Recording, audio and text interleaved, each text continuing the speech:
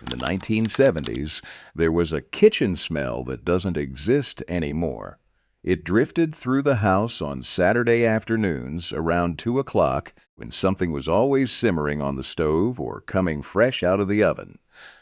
Popcorn crackling in hot oil, caramel turning dark in a heavy pan, cinnamon melting into butter beneath the broiler. Nobody had to call you.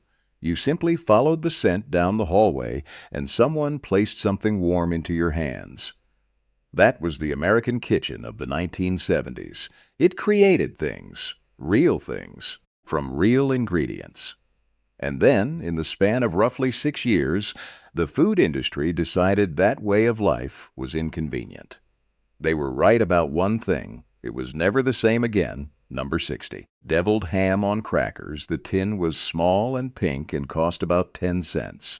But nobody stopped at the tin. She opened it, mixed it with a little softened cream cheese, a spoon of mustard, a shake of hot sauce, spread it thick on saltines, and set the plate on the counter without announcing it. That was a snack. That was protein before protein became a label somebody charged you extra for. Working-class kitchens from Georgia to Minnesota kept deviled ham in the pantry the way other people kept insurance. Underwood had been making it since 1868. Your grandmother knew exactly what to do with it. Number 59.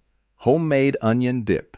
Yes, it started with a Lipton soup packet, but that was just the beginning. What she added after: real sour cream, fresh chives snipped from the windowsill pot, crumbled bacon, a pinch of garlic powder, sometimes a spoon of real mayo. That was the recipe. That was hers. By 1972, it was on every suburban coffee table in America from Ohio to Oregon, served with rippled potato chips in an avocado green bowl. Today, Whole Foods sells something called artisan caramelized onion dip for $12 a jar. Grandma just called it Saturday. She made it in 5 minutes, and it was better. Number 58. Celery with peanut butter and raisins. Your mother never called it ants on a log. That was the television name, the school name, the name someone put in a children's magazine to make it sound fun. At home, it was just celery and peanut butter. Maybe raisins if there were any. A stalk washed, dried, filled with Jif or Skippy from a jar that cost 63 cents, dotted with raisins, laid on a plate. Done. After school. Every day. No recipe, no thought. Just the crunch of cold celery and the drag of thick peanut butter and something that was actually good for you without anyone having to say so. Number 57. Homemade beef jerky. A pound of bottom round in 1973 cost about 40 cents. She sliced it thin against the grain, marinated it overnight in soy sauce, Worcestershire, garlic, black pepper, and a little brown sugar, then laid it on the oven rack at 150 degrees and let it go for 8 hours. What came out was better than anything sold at a gas station counter then or now. No sodium nitrate, no artificial smoke flavor, no ingredient list that required a chemistry degree. Western ranch families and rural Southern households had been doing this since before refrigerators existed. Here's what the food industry doesn't want you to know. They took that process, stripped it, and sold it back to you for $6 an ounce. Number 56. Crackers with olive oil and garlic. In Italian-American neighborhoods along the Northeast Corridor, Brooklyn, South Philadelphia, the North End of Boston, this was not a recipe. It was a reflex. A plain cracker, a drizzle of olive oil from the big tin on the shelf, a raw garlic clove rubbed across the surface until it left a ghost of itself behind. Sometimes a pinch of dried oregano. Sometimes nothing else. It came from the old country, and it survived the Depression, and it survived the war, and it was still being made in 1970s kitchens because it was perfect.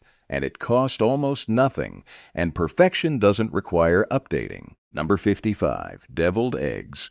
12 eggs cost 60 cents in 1974. She hard-boiled them the night before, peeled them cold in the morning, split them clean, mashed the yolks with real mayo and yellow mustard, and a little sweet pickle relish. piped them back with a spoon or a fork or whatever was closest, and dusted the tops with paprika so red it looked like sunset. Every church potluck, every family reunion, every funeral reception from Alabama to South Dakota had a plate of deviled eggs, and the plate was always the first thing emptied. They knew things about eggs that we will spend the next 50 years trying to remember. Protein, fat, satisfaction, pennies. Number 54. Homemade Chex Mix. Before the recipe appeared on the back of the Chex box in 1955, families were already doing their own version.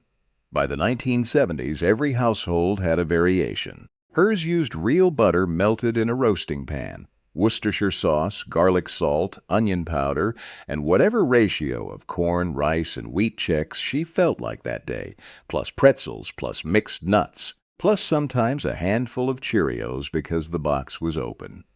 Baked low and slow at 250 degrees for an hour, stirred every 15 minutes. The whole house smelled like a reason to stay home. General Mills eventually standardized the recipe. It was never as good standardized. Number 53. Sardines on saltines. A tin of sardines cost 15 cents. Packed in olive oil or mustard sauce, lifted out with a fork, laid on a saltine, maybe a drop of hot sauce, maybe a squeeze of lemon if there was one on the counter. That was lunch. That was a snack.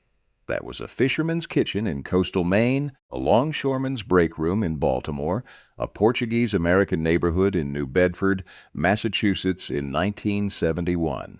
Complete protein, omega-3 fatty acids that cardiologists now charge consultation fees to recommend. By 1985, sardines had become a punchline, a joke about bad breath and old men.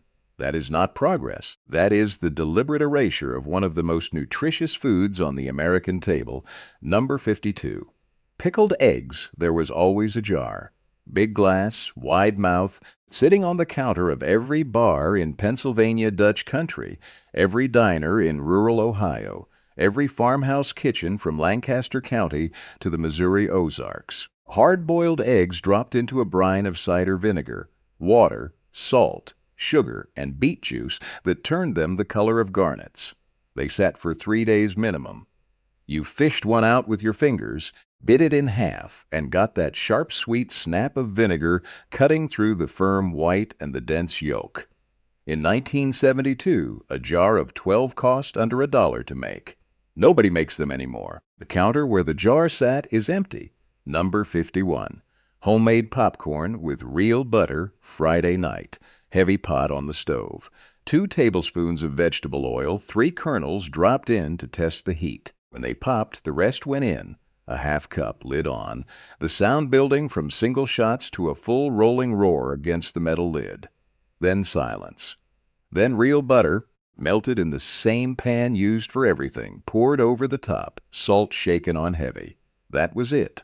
That was the whole recipe. Microwave popcorn arrived in American homes in 1981, and within 5 years the stovetop method was nearly gone. What replaced it used artificial butter flavoring linked to lung disease in factory workers. Grandma just called it Friday. Somewhere between 1973 and 1979, something shifted in the American kitchen. It didn't happen all at once. It happened in 30-second television spots during Saturday morning cartoons. It happened in grocery store aisle redesigns that pushed snack food to eye level and moved ingredients to the back. It happened in the Frito-Lay boardroom, where executives tracked a number they called share of stomach. The percentage of American snacking occasions captured by packaged product versus homemade food. In 1970, homemade snacks still held roughly 40% of that share. By 1980, it had dropped below 25. By 1990, it was under 15. This was not an accident. Frito-Lay spent $50 million on advertising in 1974 alone, more than the entire annual food budget of most American counties. Their campaign didn't sell chips. It sold a feeling. The feeling that making a snack from scratch was work. That work was burden. That burden was something modern mothers didn't have to carry anymore. Here's what the food industry doesn't want you to know. The homemade snacks on this list cost between 4 and 40 cents per serving. The packaged replacements that took their place cost 3 to 10 times more. The industry didn't offer convenience. It offered a trade. Your grandmother's recipe for their profit margin, and an entire generation handed it over without realizing what they were giving up. Number 50. Rye crisp with cream cheese and cucumber. In Jewish American delis along the eastern seaboard and in Scandinavian immigrant kitchens in Minnesota and Wisconsin, this was the elevated snack before elevated snacks had a name. A rye cracker. Dense, dark, faintly bitter, spread with real cream cheese, topped with a thin round of cold cucumber, maybe a flick of dill, maybe a grind of black pepper. The cucumber was always cold. That mattered. The cream cheese was always room temperature. That mattered, too. The contrast was the whole point. Today's charcuterie boards charge you $30 for the same idea with a French name on it. She just called it something to hold you until dinner. Number 49. Homemade potato chips, a mandolin or a sharp knife, a cast iron skillet, and lard. That was the whole operation. Russet potatoes sliced thin as playing cards, soaked in cold water for 20 minutes to pull the starch, dried on a dish towel, dropped in hot fat in small batches. They came out pale gold, blistered at the edges, salted immediately while the fat was still on them. In rural Appalachian kitchens and across the Deep South in the early 1970s, these were still common. Frito-Lay's aggressive regional pricing in 1974 and 1975 made their bagged chips cheaper per ounce than the cost of the potato and the lard. The homemade chip didn't stand a chance against a corporation that could afford to lose money on a region to kill the competition. Number 48. Stuffed celery with pimento cheese. This was not store-bought pimento cheese spread from a plastic tub. This was sharp cheddar grated by hand, mixed with Duke's mayonnaise. Always Duke's in the South, never Hellman's, and a jar of diced pimentos drained and folded in with a pinch of cayenne and a grind of black pepper, packed cold into the groove of a celery stalk. Set on a plate, stalks lined up like soldiers. Every women's luncheon in the Deep South from 1965 through 1982. Every church social in Georgia and Mississippi and the Carolinas. The pimento cheese you buy in a tub today contains stabilizers, gar gum, and less actual cheese than the name implies. Grandma just called it pimento cheese. She was right. Everything she knew was right. Number 47. Toast with rendered bacon fat and salt. The tin sat beside the stove. Always. Cast iron or old coffee can, it didn't matter. What mattered was that it was never empty. Every time bacon was cooked, the drippings went in. And on mornings when there was bread and not much else, she toasted a slice. In the oven, in a skillet, it didn't matter. Spread the rendered fat on hot, salted it, sometimes added a grind of black pepper, and that was breakfast. That was a snack. Today, restaurants serve something called whipped lardo crostini for $14 a plate, and food writers call it a revelation. Working-class kitchens in every state were serving the same thing in 1971 and calling it not wasting good grease. Number 46. Homemade crackers flour, oil, salt, water. 4 ingredients. Mixed to a stiff dough, rolled thin as paper, cut into rough squares, pricked with a fork, baked at 400 degrees for 12 minutes. What came out was better than anything in a box. Crispier, more complex, slightly nutty from the flour itself. In rural Mormon communities across Utah and Idaho and in farmhouse kitchens throughout the Midwest, homemade crackers were not a novelty. They were Tuesday. Nabisco spent decades and millions of dollars convincing Americans that crackers required factory equipment to produce correctly. They didn't. They required 12 minutes and 4 ingredients. That is not a complicated secret. That is just a recipe they needed you to forget. Number 45. No-bake chocolate oatmeal cookies. You knew something good was happening when the sugar and cocoa and butter hit the saucepan together. The smell came first. chocolate going hot, sugar caramelizing at the edges of the pan. 2 minutes at a rolling boil, then off the heat, then peanut butter stirred in fast, then oats folded through until everything was coated and thick, and falling off the spoon onto wax paper in rough, dark mounds. 20 minutes to cool if you could wait that long. These required no oven, no mixer, no special equipment, no skill beyond the ability to stir, and time 2 minutes. Every kitchen in America in the 1970s made these. Every grandmother had her version. Not one version was wrong. Number 44. Homemade fudge. Real fudge required attention. Sugar, cocoa, butter, evaporated milk brought to a precise temperature, 234 degrees, the soft ball stage, then poured onto a buttered marble slab or a cold pan and beaten until it lost its gloss and went thick and creamy and set. A pound of it cost under 40 cents to make in 1974. It required patience and a candy thermometer and the willingness to start over if the humidity was wrong. That's exactly why it disappeared. Not because it was difficult. Because difficulty was rebranded as inconvenience, and inconvenience was something the food industry promised to solve. They solved it with corn syrup and stabilizers and called the result fudge. It is not fudge. Number 43. Rice Krispie Treats.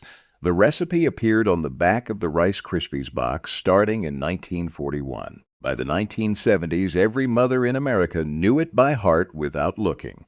Butter melted in a pot, marshmallows stirred in until gone, Rice Krispies folded through, pressed into a buttered pan, cut while still warm. The whole process took 12 minutes. In 1995, Kellogg's began selling pre-made Rice Krispie Treats in individual wrappers and positioned it as a convenience product, as though the original recipe had been too demanding to attempt. The pre-made version contained added preservatives, less butter, and a texture that was slightly wrong in a way you could feel but not name.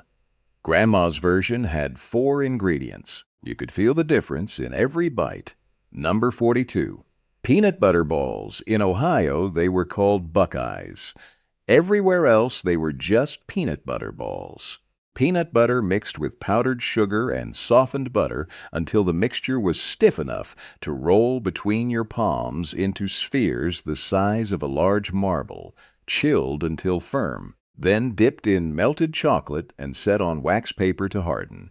They were made at Christmas, at church bazaars, for school fundraisers, for no reason at all, on a cold Wednesday in January. A batch of 3 dozen cost about 60 cents in 1975. They required no oven, no special skill, and no explanation to anyone who ate one. They knew things about peanut butter and chocolate that the candy industry has been charging us to rediscover ever since. Number 41.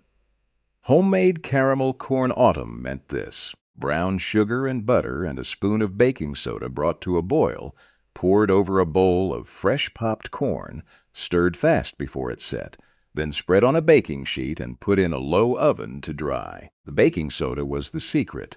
It aerated the caramel, made it crack instead of stick to your teeth, gave it that clean snap that Cracker Jack had engineered out of its product by the early 1970s in favor of a softer, cheaper, shelf-stable coating. Homemade caramel corn was seasonal because caramel corn was supposed to be seasonal. Making it on a Tuesday in July would have seemed wrong. It was fall food. It tasted like fall because she made it in fall. Number 40. Date and nut bread slices. Dates, walnuts, brown sugar, flour, baking soda, hot water, 1 egg, a spoon of butter. Mixed, poured into a loaf pan, baked at 350 degrees for an hour. What emerged was dense and dark and faintly sweet, with a texture somewhere between bread and cake, studded with soft date pieces and walnut chunks. In New England and in immigrant communities up and down the eastern seaboard, this was the respectable snack, the thing you offered a guest who arrived without warning. Sliced thin, spread with cream cheese if you had it, plain if you didn't. It kept for a week wrapped in wax paper. In the 1970s, health food stores sold it for premium prices and called it natural. In 1940s kitchens, it was just what you made when dates were on sale. Number 39. Homemade granola. Before Nature Valley boxed it in 1975 and before granola became a personality type, it was just oats. Oats mixed with honey and vegetable oil and whatever additions were on hand, coconut, sunflower seeds, raisins, chopped almonds, spread on a baking sheet and toasted at 300 degrees until golden and fragrant and clustered in satisfying clumps. California kitchens and Pacific Northwest back-to-the-land households were making it by the early 1970s. Here's what the food industry doesn't want you to know. The granola bars sold today contain an average of 29 grams of sugar per bar, more than many candy bars. Homemade granola from a 1974 recipe contained the natural sugars in dried fruit and whatever honey the recipe called for. The box took the idea and quietly changed what was inside it. Number 38. Banana bread with walnuts. The bananas on the counter had gone too far. Spotted black and collapsing at the stem, they were past eating out of hand. She mashed them in a bowl with a fork, mixed in butter and sugar and eggs and flour and baking soda and a handful of walnuts from the canister, poured it in a loaf pan, and slid it in the oven. The kitchen smelled like warm brown sugar and toasted walnut for an hour. Nothing was wasted. This is not a recipe. This was a philosophy. The 1970s American kitchen operated on the principle that food existed to be used completely. Banana bread was not a baking project. It was a refusal to throw anything away. Number 37. Molasses cookies. Blackstrap molasses cost less than any other sweetener on the shelf. And it happened to be one of the most nutrient-dense foods in any 1970s pantry, loaded with iron, calcium, potassium, and B vitamins in concentrations that refined sugar couldn't touch. She mixed it with shortening, an egg, flour, baking soda, ginger, cinnamon, cloves. Rolled the dough into balls, pressed each one flat, baked until the edges cracked, and the center stayed soft. They came out of the oven the color of dark wood and smelled like the inside of a spice cabinet and tasted like something that had no right to be as good as it was. Accidentally, without meaning to, these were among the most nutritious cookies ever pulled from an American oven. Number 36. Homemade peanut brittle. Sugar and corn syrup cooked to 300 degrees. The hard crack stage. Raw peanuts stirred in. Baking soda added at the last second to foam the mixture up and make it light, then poured thin onto a buttered marble slab and left to cool. The sound it made when you broke the sheet apart, that clean, sharp crack, was part of the experience. Southern kitchens made this at Christmas, at harvest time, for county fairs and church sales, and no reason at all, except that a 5-pound bag of raw peanuts cost about 40 cents in 1973, and sugar was cheap, and a pound of homemade peanut brittle could be wrapped in wax paper, and given as a gift that felt like it cost something real. Number 35. Apple slices with honey and cinnamon. This required no cooking and no recipe.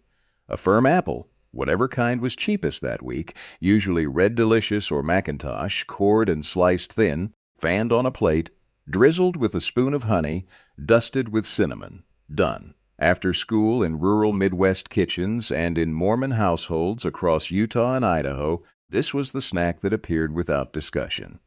No packaging, no brand, no ingredient list. Just an apple and two things from the pantry. The natural sugars in the apple, combined with the antimicrobial properties of honey and the blood sugar moderating effects of cinnamon, made this accidentally one of the most well-balanced after-school snacks on any 1970s table. Nobody knew that then. They just knew it was good. In 1978, high-fructose corn syrup began appearing at scale in American packaged food. It had existed since the early 1970s, developed by the Japanese food industry and licensed to American manufacturers. But 1978 was the year it became economically advantageous enough to deploy widely. cheaper than cane sugar, infinitely shelf-stable, invisible on an ingredient label to anyone who didn't know what they were reading. By 1984, it was in nearly every packaged snack in America. The science on what followed has taken decades to untangle. The liver processes fructose differently than glucose. Unlike glucose, fructose does not trigger the insulin response that signals fullness to the brain. Studies published in the American Journal of Clinical Nutrition in 2004 found a direct correlation between the rise of high fructose corn syrup consumption and the rise of American obesity rates. A curve that begins exactly in 1978 and does not flatten. You could not eat homemade no-bake cookies and feel nothing. Your body registered them. The oats, the real butter, the peanut butter, real macronutrients that the brain recognized as food. You stopped when you were full. The packaged snacks that replaced homemade ones were engineered specifically to prevent that signal from arriving. This was not an accident. It was a design specification. They knew what they were building. They built it anyway, and then they wondered why nobody could stop eating. Number 34. Homemade fruit leather, strawberries or peaches or apricots, pureed smooth, sweetened with a little honey or plain sugar, spread thin on a baking sheet lined with plastic wrap, dried in a 140-degree oven for 8 hours. What came out was sticky and dense and tasted exactly like the fruit it came from, because it was exactly the fruit it came from. In 1983, General Mills launched fruit roll-ups. The ingredient list included corn syrup, partially hydrogenated vegetable oil, artificial flavors, and red dye 40. There was no fruit. There was fruit flavor, a manufactured approximation of something that used to be real. Here's what the food industry doesn't want you to know. They took a recipe that cost 12 cents per serving and replaced it with a product that cost 80 cents and contained nothing the original had. Number 33. Divinity candy egg whites beaten stiff, hot sugar syrup poured in a thin stream while the mixer ran, vanilla added, pecans folded in, dropped by spoonfuls onto wax paper to set into white pillowy mounds that dissolved on the tongue in a way that felt like something between candy and cloud. In the Deep South, it was Christmas food. It was also weather-dependent. Divinity would not set properly in high humidity, which is why it was a winter recipe in Georgia and Mississippi and Alabama, made in December when the air was finally dry enough to cooperate. Air conditioning eventually made it a year-round possibility. But by then, most people had forgotten how to make it. The candy counter at the drugstore had already taken its place. Homemade pudding cups. Milk, sugar, cornstarch, and real vanilla extract. A bean scraped into the pan if she had one, extract if she didn't. Whisked cold, cooked over medium heat until the starch thickened it into something that moved like silk when you tilted the pan. Poured into cups. Set in the refrigerator. In 1984, Jell-O launched pre-made pudding cups in plastic containers. They used carrageenan as a thickener, artificial vanilla flavor, and added preservatives for shelf stability. The texture was similar. The taste was a degree removed, close enough that a child raised on the packaged version wouldn't notice. But a child raised on real pudding would. One of them knew what vanilla actually tasted like. The other thought they did. Number 31. Saltine toffee, nobody knew its name. Everyone's grandmother made it. A sleeve of saltine crackers laid flat and tight in a foil-lined pan, real butter and brown sugar, boiled together for exactly 3 minutes, and poured over the top. The whole thing slid into a 400-degree oven for 5 minutes until the toffee bubbled and darkened. Then chocolate chips scattered over the hot surface and spread smooth as they melted. Then the pan into the refrigerator until it shattered into irregular pieces when you broke it apart. Called Christmas crack in some households, called saltine candy in others, called nothing at all in most. Just made, just handed out, just eaten until the pan was empty. The balance of salt and sweet and butter and chocolate was something no candy manufacturer has ever successfully packaged. They've tried. Number 30. Cinnamon toast. The smell of this was the smell of 3:15 in the afternoon. White bread, butter spread thick while the bread was still hot from the broiler, a mixture of cinnamon and sugar shaken over the top. She kept it premixed in a jar by the toaster. Then back under the broiler for 90 seconds until the sugar crystallized and went faintly caramel at the edges. The bread underneath went soft from the butter, and the top went crackled and sweet. You burned your tongue every single time because you could not wait. Cinnamon Toast Crunch launched in 1984 and captured the flavor in a cereal box and made several billion dollars doing it. The toast took 4 minutes and cost 3 cents. The cereal took a marketing department and cost $4 a box. She was right. Everything she knew was right. Number 29. Homemade popsicles summer. Ice cube trays. Kool-Aid mixed stronger than the packet said, or orange juice straight from the can, or grape juice, or lemonade with extra sugar, poured into the tray compartments. Toothpicks stood upright in each one and frozen overnight. By morning they were solid and sweet, and the toothpick left a splinter risk nobody ever worried about. This was the entire budget of summer snacking for families across America in the 1970s. A packet of Kool-Aid cost 5 cents and made a tray of 12. Flavor Ice and Otter Pops arrived in the late 1970s and were cheaper per unit. But they were not better. They were plastic tubes of artificially colored sugar water. The homemade version tasted like whatever real fruit was in it, and the real fruit was in all of it. Number 28.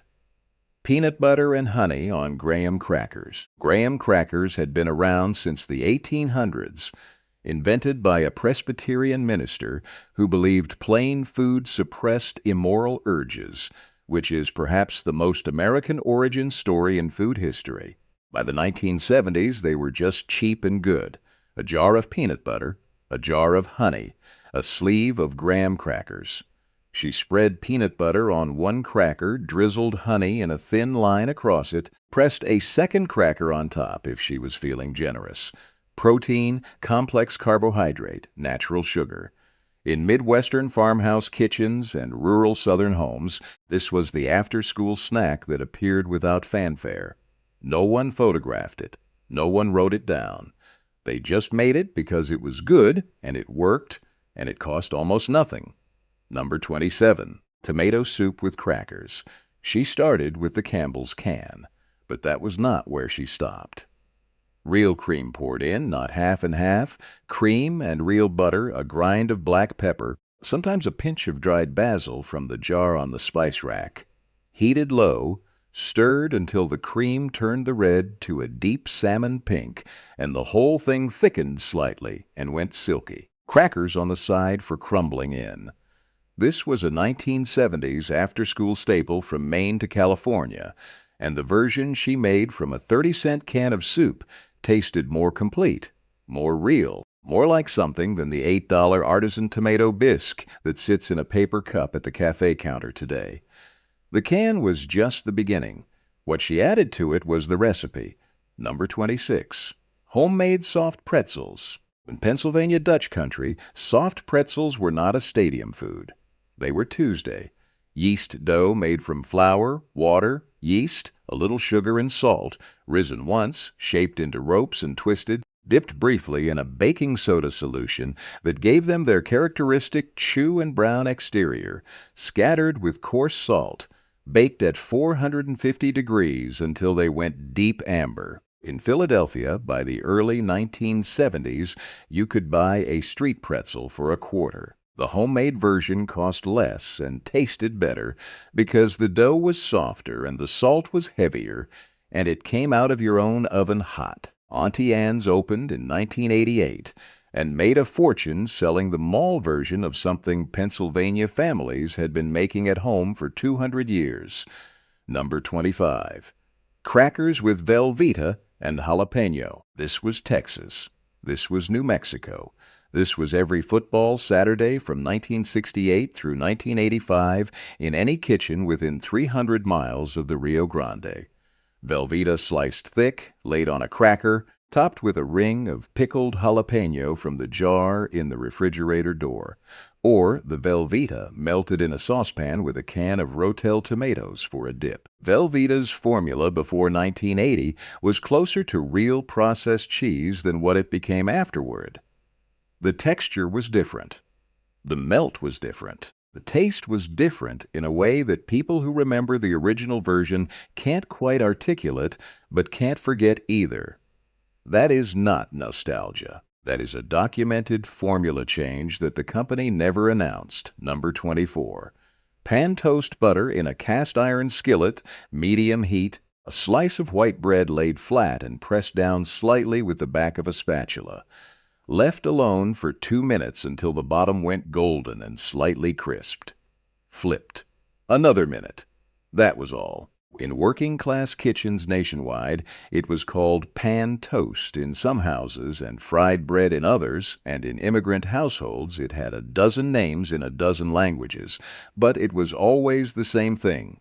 Bread made better by butter and heat, served with jam, with honey, with a sprinkle of salt, with nothing at all. This was not a recipe. This was what happened when there were 10 minutes before dinner and children were underfoot and hungry. The cast iron skillet solved the problem in the time it took to heat. Number 23. Homemade lemonade with mint. Real lemons juiced by hand. 6 of them, sometimes 8, depending on size and season. Real sugar dissolved in a little hot water to make simple syrup first, so it would actually incorporate instead of sinking to the bottom in grains.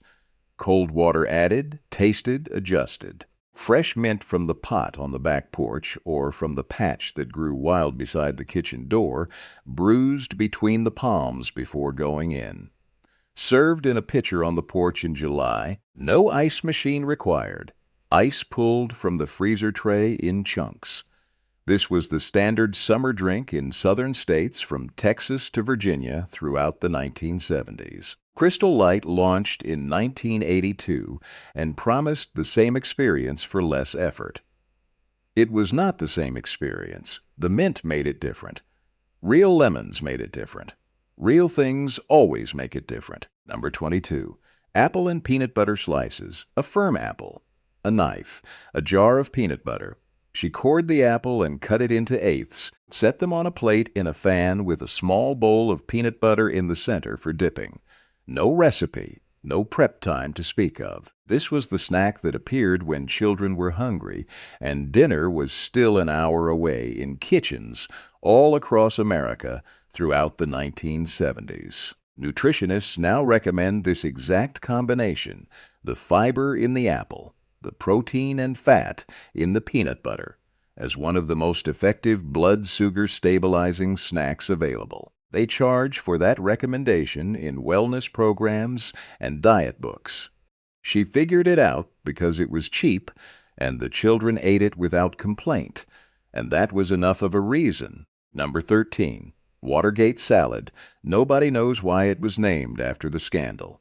The recipe appeared in 1974, the same year Nixon resigned, and the name stuck the way names from specific moments stick. Pistachio instant pudding mix, Cool Whip, crushed pineapple, miniature marshmallows, and chopped pecans folded together into something green and sweet and cold that existed nowhere on the food pyramid and didn't need to.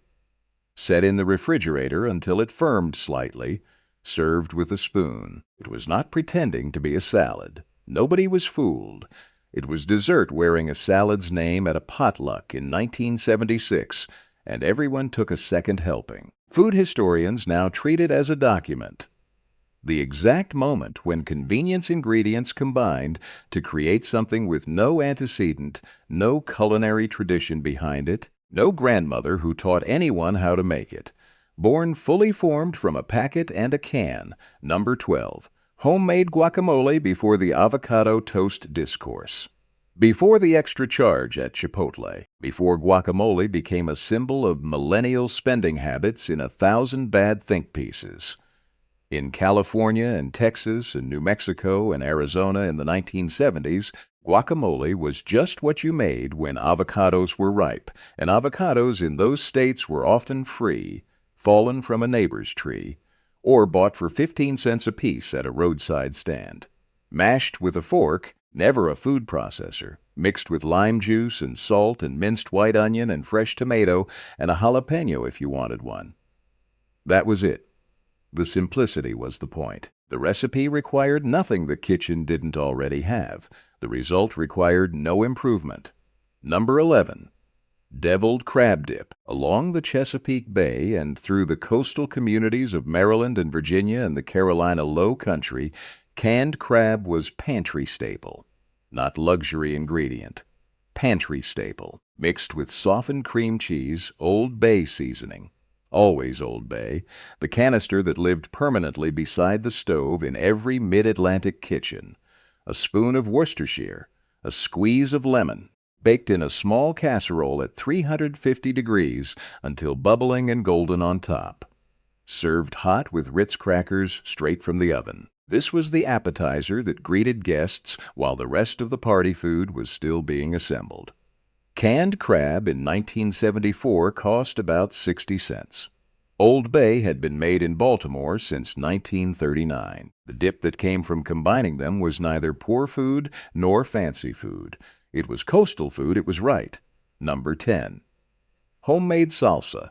Fresh tomatoes chopped rough, white onion minced, jalapeno seeded and diced, cilantro stripped from the stems and torn, lime juice squeezed directly over the bowl, salt added and stirred and tasted and adjusted and stirred again. That was salsa. In Texas and New Mexico and California and Arizona in the 1970s, jarred salsa was understood to be an inferior substitute for the real thing, a convenience product for households that couldn't or wouldn't spend 10 minutes with a knife. In 1991, packaged salsa outsold ketchup in the United States for the first time and has outsold it every year since. The jars got better. The recipes got more sophisticated. But here's what the food industry doesn't want you to know. The version made with a knife and a cutting board in 10 minutes still tastes more alive than anything that has sat in a jar on a shelf. Number 9. Pinwheel sandwiches, a large flour tortilla. This was one of the first mainstream uses of the flour tortilla outside Tex-Mex cooking, spreading into suburban party kitchens nationwide by the mid-1970s. Spread with softened cream cheese mixed with dried herbs, topped with thin-sliced deli turkey or ham, a line of pickle spears along one edge, rolled tightly from the pickle end, wrapped in plastic wrap, refrigerated for an hour until set, then sliced into rounds an inch thick. The cross-section was a perfect spiral, cream white and pink and green, and they held their shape on a party tray and tasted clean and cold and required exactly 0 cooking. She made them the night before, set them on the tray straight from the refrigerator. Grandma just called it party food. It was right every time. Number 8. Homemade onion soup dip from scratch, not the Lipton packet. The real one. 4 large yellow onions sliced thin, cooked low and slow in butter for 45 minutes until they went the color of mahogany and sweet as jam. True caramelization, not the 10-minute shortcut. Mixed into real sour cream with a pinch of salt, a grind of pepper, a splash of Worcestershire. Cooled completely, refrigerated overnight so the flavors had time to find each other. The result was darker than the packet version, deeper, with a sweetness that came from the onion's own sugars, and a richness that came from the butter, and a complexity that came from 45 minutes of patient heat. Nobody who tasted both versions thought they were the same thing. The packet was a copy. This was the original. Number 7. Pigs in blankets, Little Smokies, the small cocktail sausages in the vacuum-sealed package, wrapped individually in a strip of crescent roll dough from the Pillsbury tube, pinched shut, laid on a baking sheet, baked at 375 degrees until the dough went golden and flaky, and the sausage inside went tight and slightly glazed with its own fat. Every party from 1965 through 1985 had these. Every party, without exception. The tray went out and it came back empty before anything else was touched. There is no sophisticated explanation for why these were so good. The dough was sweet and buttery, and the sausage was salty and smoky, and the combination produced something that transcended both its components. Pillsbury launched the crescent roll in 1965, and within 2 years it had become the dough of the American party circuit. They knew what they had. Number 13, Watergate salad. Nobody knows why it was named after the scandal. The recipe appeared in 1974, the same year Nixon resigned, and the name stuck the way names from specific moments stick. Pistachio instant pudding mix, Cool Whip, crushed pineapple, miniature marshmallows, and chopped pecans folded together into something green and sweet and cold that existed nowhere on the food pyramid and didn't need to. Set in the refrigerator until it firmed slightly, served with a spoon. It was not pretending to be a salad. Nobody was fooled. It was dessert wearing a salad's name at a potluck in 1976, and everyone took a second helping. Food historians now treat it as a document. The exact moment when convenience ingredients combined to create something with no antecedent, no culinary tradition behind it, no grandmother who taught anyone how to make it. Born fully formed from a packet and a can. Number 12. Homemade guacamole before the avocado toast discourse. Before the extra charge at Chipotle, before guacamole became a symbol of millennial spending habits in 1,000 bad think pieces. In California and Texas and New Mexico and Arizona in the 1970s, guacamole was just what you made when avocados were ripe, and avocados in those states were often free, fallen from a neighbor's tree, or bought for 15 cents apiece at a roadside stand. Mashed with a fork, never a food processor, mixed with lime juice and salt and minced white onion and fresh tomato and a jalapeno if you wanted one. That was it. The simplicity was the point. The recipe required nothing the kitchen didn't already have. The result required no improvement. Number 11. Deviled crab dip. Along the Chesapeake Bay and through the coastal communities of Maryland and Virginia and the Carolina Low Country, canned crab was pantry staple. Not luxury ingredient. Pantry staple. Mixed with softened cream cheese, Old Bay seasoning. Always Old Bay, the canister that lived permanently beside the stove in every mid-Atlantic kitchen. A spoon of Worcestershire, a squeeze of lemon, baked in a small casserole at 350 degrees until bubbling and golden on top. Served hot with Ritz crackers straight from the oven. This was the appetizer that greeted guests while the rest of the party food was still being assembled. Canned crab in 1974 cost about 60 cents. Old Bay had been made in Baltimore since 1939. The dip that came from combining them was neither poor food nor fancy food. It was coastal food, it was right. Number 10. Homemade salsa. Fresh tomatoes chopped rough, white onion minced, jalapeno seeded and diced, cilantro stripped from the stems and torn, lime juice squeezed directly over the bowl, salt added and stirred and tasted and adjusted and stirred again. That was salsa. In Texas and New Mexico and California and Arizona in the 1970s, jarred salsa was understood to be an inferior substitute for the real thing, a convenience product for households that couldn't or wouldn't spend 10 minutes with a knife. In 1991, packaged salsa outsold ketchup in the United States for the first time and has outsold it every year since.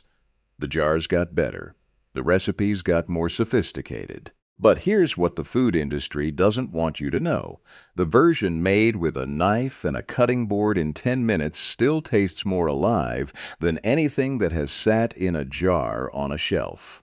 Number 9. Pinwheel sandwiches, a large flour tortilla. This was one of the first mainstream uses of the flour tortilla outside Tex-Mex cooking, spreading into suburban party kitchens nationwide by the mid-1970s.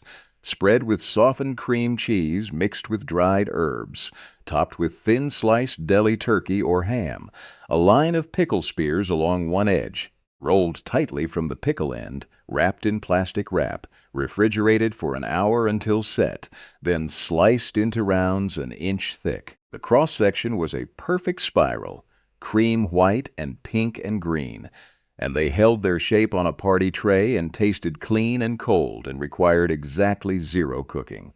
She made them the night before, set them on the tray straight from the refrigerator. Grandma just called it party food. It was right every time. Number 8. Homemade onion soup dip from scratch, not the Lipton packet. The real one. 4 large yellow onions sliced thin, cooked low and slow in butter for 45 minutes until they went the color of mahogany and sweet as jam. True caramelization, not the 10-minute shortcut. Mixed into real sour cream with a pinch of salt, a grind of pepper, a splash of Worcestershire. Cooled completely, refrigerated overnight so the flavors had time to find each other. The result was darker than the packet version, deeper, with a sweetness that came from the onion's own sugars, and a richness that came from the butter, and a complexity that came from 45 minutes of patient heat. Nobody who tasted both versions thought they were the same thing. The packet was a copy. This was the original. Number 7. Pigs in blankets. Little Smokies. The small cocktail sausages in the vacuum-sealed package, wrapped individually in a strip of crescent roll dough from the Pillsbury tube, pinched shut, laid on a baking sheet, baked at 375 degrees until the dough went golden and flaky, and the sausage inside went tight and slightly glazed with its own fat. Every party from 1965 through 1985 had these. Every party, without exception. The tray went out, and it came back empty before anything else was touched. There is no sophisticated explanation for why these were so good. The dough was sweet and buttery, and the sausage was salty and smoky, and the combination produced something that transcended both its components. Pillsbury launched the crescent roll in 1965, and within 2 years it had become the dough of the American party circuit. They knew what they had